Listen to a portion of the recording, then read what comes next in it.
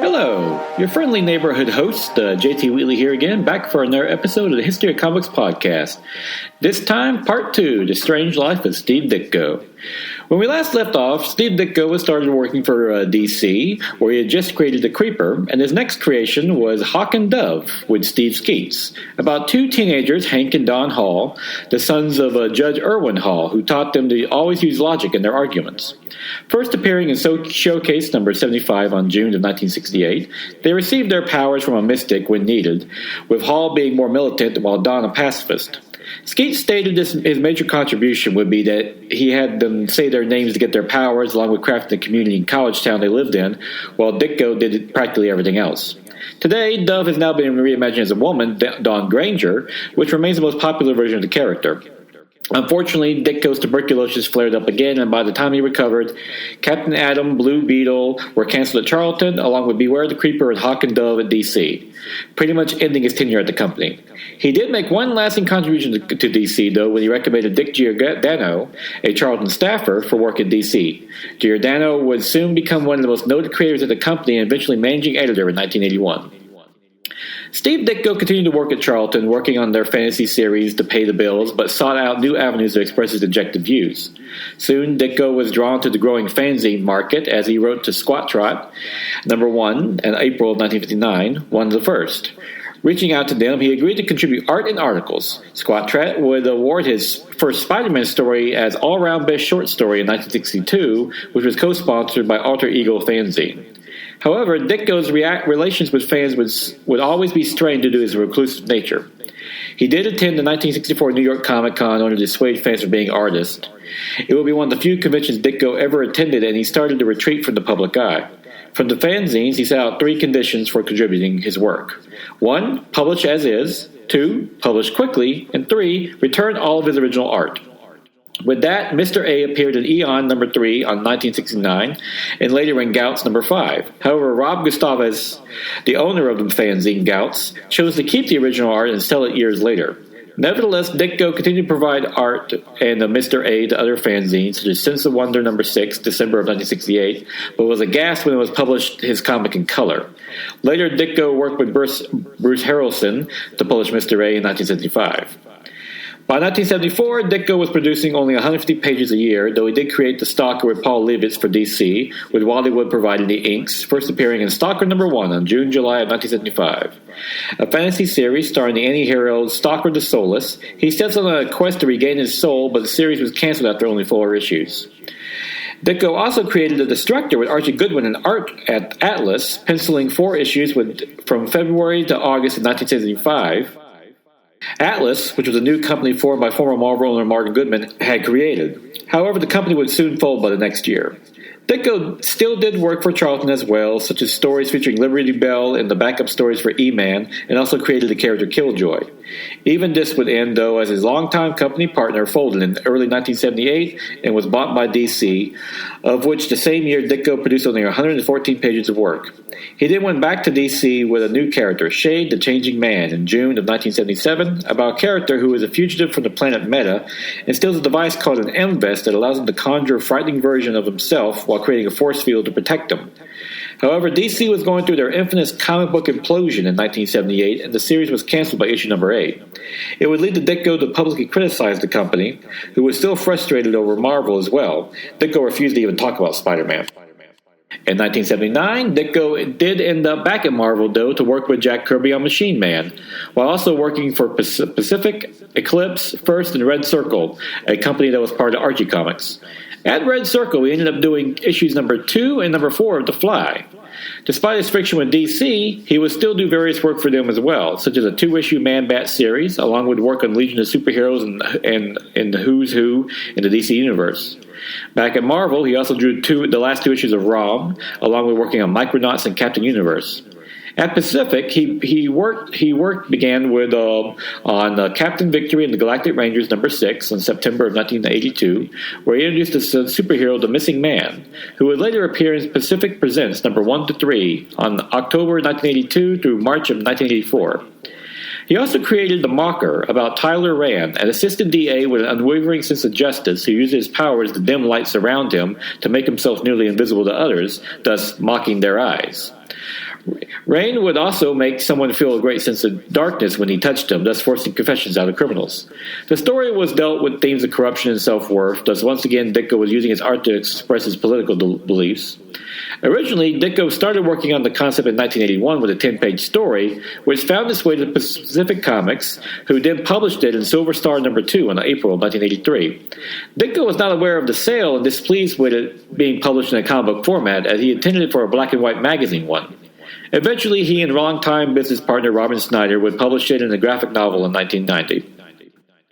At Eclipse, he did create Static in Eclipse Monthly between August and October of 1983 about Stack Ray, the assistant to Dr. Ed Search, who together crafted a suit of armor so Ray could fight villains like the Exploder and the Polluter. However, this would end due to Ditko's frequent clashes with the Eclipse's editors, mostly over his inking style. While at Eclipse, Cat Ironwood, the editor-in-chief, began to put together the art of Steve Ditko, which Ditko approved of and even agreed to provide some original art for. Frustratingly, though, Mark Upchurch, the writer hired for the project, couldn't meet the deadlines. Upchurch's lateness would be used by Mulvaney and Ironwood later when Ditko would later turn against the project, claiming it was already completed and they decided to change it after his approval.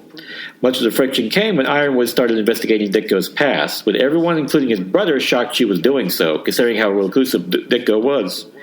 More than a few warned her of this, and soon Ironwood found herself in the uneasy position of investigating one of her artists who she was already having trouble working with.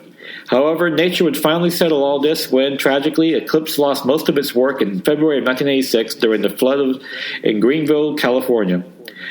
Ironwood took it as fate, deciding this was a sign to finally drop the project. Mulvaney and Ironwood would eventually publish Tales of the Mysterious Traveler in 1990, a reprint of Steve Ditko's 1950s book, with Ditko receiving royalties. Meanwhile, Ditko took whatever work he could except comic books, which he refused, thus his work on Transformers coloring book of all things. At this point, he was just doing standard jobs to pay the bills. He did work in comics again eventually, though, with Amazing Heroes number 13 on July of 1982 with Stan Geider, who was criticized over all the characters looking the same. His pencils had become extremely loose at this point, with many inkers refusing to work on them. On January of 1993, Ditko published The Sore Spot in the Crusade, a 28-page essay on the original art. This was not the first time Ditko had brought up this up, as he wrote in Inside Comics number 2 back in 1974 and demanded his original art back. This was part of a larger controversy among artists and the companies in general, as Jack Kirby was also campaigning to have his original art returned. Finally, Marvel gave Ditko a gift of his art, but not all of it. He got back most of his work on Doctor Strange, some of Spider-Man, and none of his Incredible Hulk work. It was not surprising to Ditko and other creators would fight for this, since the auction market, its value could be worth millions in total. In 1985, Steve Ditko tried taking Static to Charlton and then Renegade for a 3-issue miniseries in 1986. Ditko even tried publishing with Robin Snyder with Static graphic novel in 1988, with Static number 1 and Static number 2 in 1989. Some of his older material started getting published as well over the next 2 years, such as Out of This World in 1989, a story he did for Charlton in the 1950s, and the Ditko Service Package in 1991, which led to a bitter attack on the comic book industry as a whole. In 1988, he went back to Marvel again with a new character, Speedball, in Amazing Spider-Man Annual number 22 on January of 1988, creating him with writer Tom DeFalco, about a character who could absorb and redirect kinetic energy. However, he once again refused to ink his own pencils, and the series failed after 2 issues, with many calling him out of date at this point. However, a few years later, Speedball would become a founding member of the popular New Warrior series in the 1990s. At DC, Ditko was offered a chance to revive his old Charlton character, Captain Atom, but once again was too demanding, wanting Robin Snyder to write it. DC would later offer him Firestorm, but he refused, which went to Dick Giordano. Ditko would produce one of his last creations with writer Will Murray at Marvel with Squirrel Girl, who first appeared in Marvel Superheroes Volume 2 on number 8 on January of 1992 about Doreen Allen Green, a half-girl, half-squirrel with detail-graphic ability to communicate with squirrels.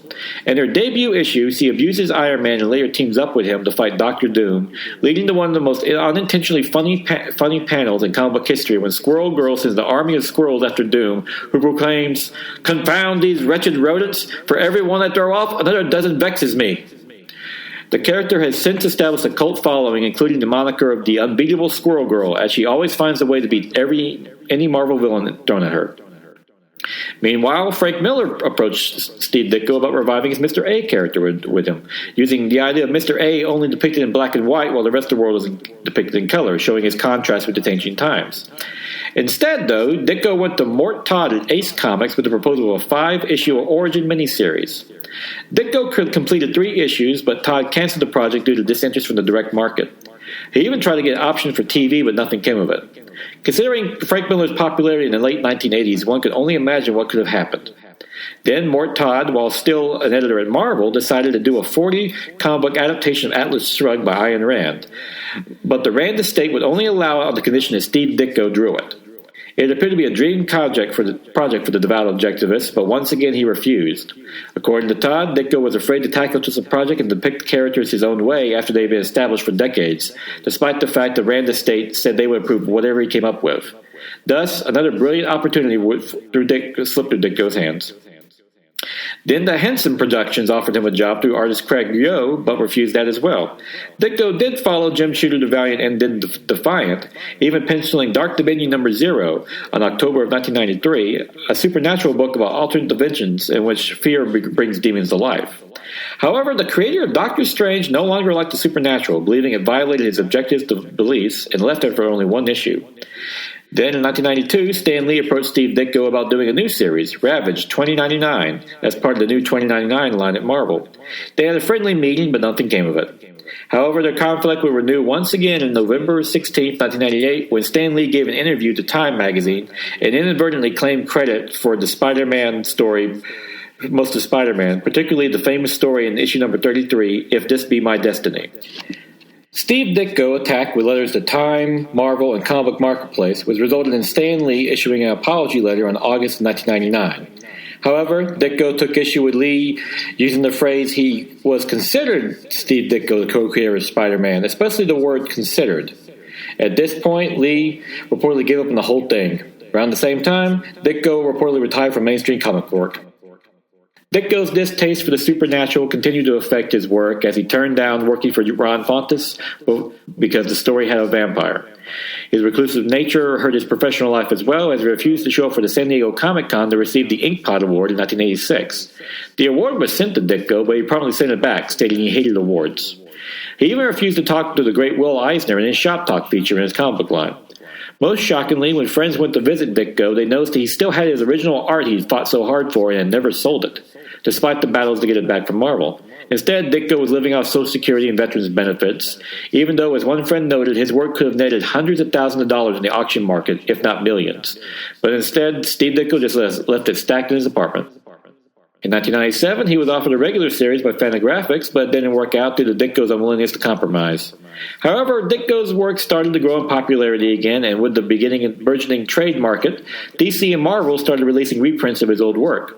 Seeing this marketplace, Ditko and his partner Robin Snyder decided to get back into the independent publishing with the literally titled 160-page package in 1999 and in 2000, which was a mix of superhero stories and objectivist material. The series would be the end of a 32-page Tisk package and the 176-page Heroes package, a black and white publication released without promotion.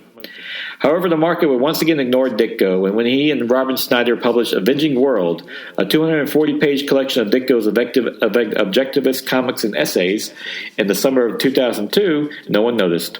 That same year, though, Ditko was offered a job at CrossGen in 2002, but Ditko dismissed the offer, having fully lost his trust in comic book publishers. Ditko did continue to intermittently publish work with Robin Snyder, including producing comics through Kickstarter, but up to his dying day. As for his creations, Ditko continued to avoid the spotlight, even when Sam Raimi's Spider-Man movie was about to be released in the summer of 2002. While Ditko could have used the media to shame Marvel into giving him a larger financial stake, as Jack Kirby and others had done, he was only interested in being credited as Spider-Man's creator. To avoid some of this negative publicity, however, Marvel placed a co-creator credit for Ditko on the Amazing Spider-Man comic during the film's release, though it disappeared soon afterwards, unlike DC, which continues to give Ditko a co-creator credit whenever it uses one of his creations, such as the Question or the Captain Atom in any of their comic book series. Ditko did also get an interesting tribute on September 16, 2007, when Jonathan Ross produced for BBC4 In Search of Steve Ditko, a documentary about his life in which the creator, along with Neil Gaiman, tries to track him down and give an interview. Reportedly, they did get a hold of Steve Ditko, but he refused to be recorded or taped, and they did suggest some art to use for the project. At the conclusion of the documentary, Jonathan Ross states that Steve Ditko called him, and he jokingly stated they're now on a first-name basis. This documentary, In Search of Steve Ditko, is available on YouTube and is well worth watching. Ditko would state he never received any money from the 4 Spider-Man movies in 2012, though a neighbor stated he did receive regular royalty checks from somebody.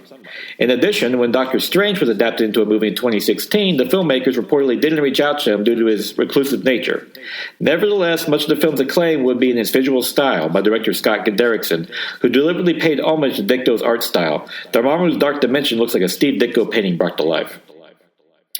Sadly, all this came to an end on June 29, 2018, when Steve Ditko was found dead in his apartment at age 90, the cause of death being ruled from complications due to heart disease.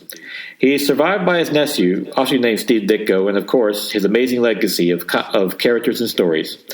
As stated at the beginning of this episode, after Jack Kirby, Steve Ditko is perhaps one of the most important artists of the Silver Age in the Marvel Revival, having helped create the company's flagship character, Captain Spider-Man, along with Doctor Strange and numerous others. While Kirby brought the power and the grandiosity to the comics, Ditko brought the grace and strangeness to it.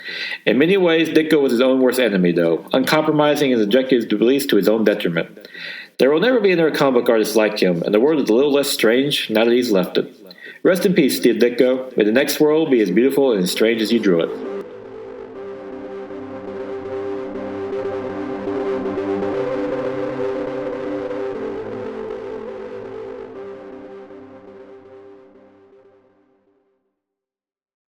Great things are coming on the Nerd Bliss podcast. We're changing up our presentation while keeping the candidness that you enjoy. We'll cover all your favorite shows and movies, with maybe a few surprises along the way. And you, yes you, will have opportunities to be on our show on a regular basis. That's right, you've got the Zoom Pro account, and we're going to use it. So be ready. Find us at nerdblisspodcast.com and esonetwork.com, and on all the socials at NerdBlissPod. Nerd Bliss. Listen up. And now is July 18th, 2024. Time for the favorite comic of the week. Wonder Woman, number 11 by Tom King, Tony S. Daniel, and Bella Ortega, which is another fun tie-in to the Absolute Power event that's going on in DC right now that finds Wonder Woman having a card game with her fellow magical beings like John Constantine and Detective Chimp, only having a Mazo show up and start stealing their powers. And meanwhile, on the backup story, you get another great Trinity storyline about Wonder Woman's daughter, as her brothers, Damian Wayne, the son of Batman, and Jonathan Kent, the son of Superman, take her to a Black Canary concert, and it's one of the funniest things you ever read. The main storyline is really solid and good. It really leans into Tony S. Daniel's art, which is more cartoony and action-packed than the previous artist, Daniel Sampere, which is dealing with the more realistic, epic story that King's been telling over these years. And this is just more about absolute power, very cool action. And it's great to see these great characters interact with Wonder Woman, especially Detective Chimp. Highly underrated character you should see more of. But the backup story, hands down, is one of the best of the Trinity stories, which is usually the best part of this Wonder Woman run. As Trinity, this one, she's just a young teenage girl going to a Black Canary concert, which is very clearly modeled after Taylor Swift. And seeing Damien, who hates taking her there, but he loves his little sister, so he apparently arranged to get a really good seat, and the end result is one of the funniest things that happens. Damien's arc is hilarious, and it's just fun all around. It's matched by Ortega's art, which has still very crisp and realistic, but has a nice edge of cartoonist, almost anime style to it. It makes it a lot of fun. Yeah, overall, it's a good Absolute Power tie-in, a great backup story, making this for easily one of the best Tom King issues, which, like I mentioned before, Wonder Woman, his run's been kind of up and down, but this has been great, and those backup features are absolutely fantastic. And with that, we'll conclude with this episode of The Archives. Join me again next week for likely another episode of The Archives editions. And until then, go ahead and enjoy your good comic book. And if you can, definitely check out at least Wonder Woman number 11. Like I said, Wonder Woman's been up and down under King, but those backup stories with Trinity, fantastic. And I'll say this again, Trinity is my favorite new DC character.